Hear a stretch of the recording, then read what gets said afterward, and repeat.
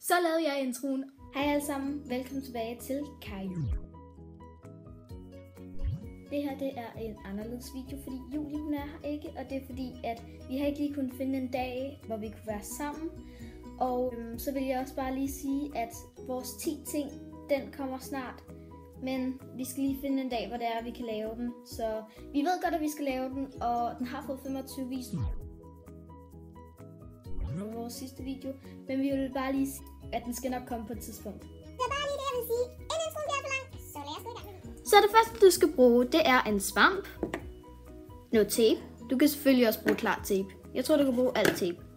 Og til sidst en saks. Så det første, du gør, det er, at du klipper det der grønne af din svamp. Jeg ved ikke, hvilken svamp jeg bruger, men jeg bruger sådan en køkkensvamp eller sådan. I ved det der med det der grønne for oven. Og vi skal lige huske på, at sakse de er altså skarpe, og man kan klippe hul i sig selv, hvilket ikke er godt, så hvis du er under 7 år, vil jeg nok spørge en voksen om hjælp.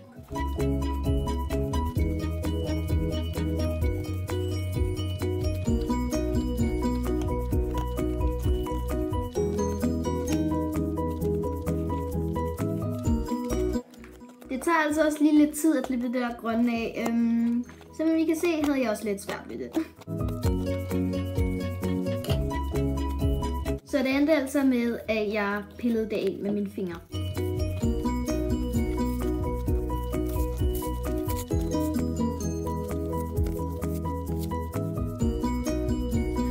Jeg klipper det grønne af, kan I være lidt kreativ med det, så her er hvad jeg gjorde.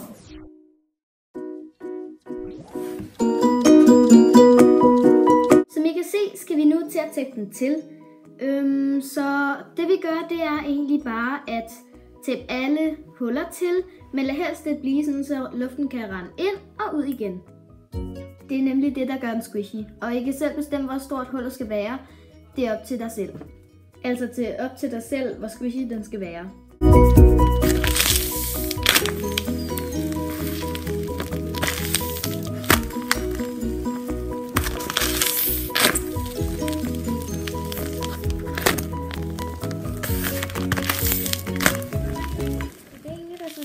Det her.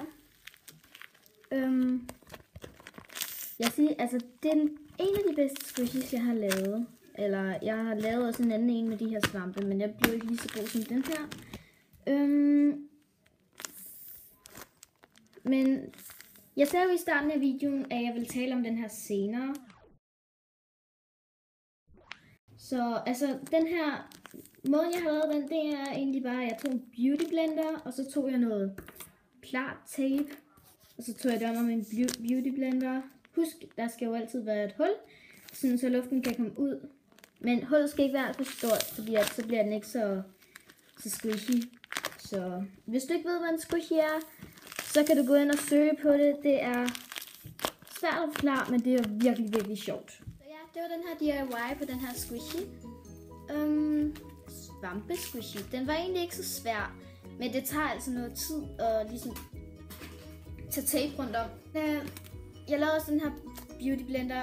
Jo rundere det er, jo sværere er det at tape det til. Så ja, men du, altså, for at lave en squishy bliver du nødt til at tage noget, som man ligesom kan, noget blødt noget, som man ligesom kan trykke på, så det kan trykkes ned. Ligesom en beauty blender en svamp. Så ja, jeg håber I nåede den her video, og smid gerne et like, hvis I kunne lide den, og subscribe, tryk på klokken. Det vil jeg blive super glad for, og det er jeg sikker på, at Julie også vil. Så ja, vi ses i min næste video. Mig og Julies næste video. Hej!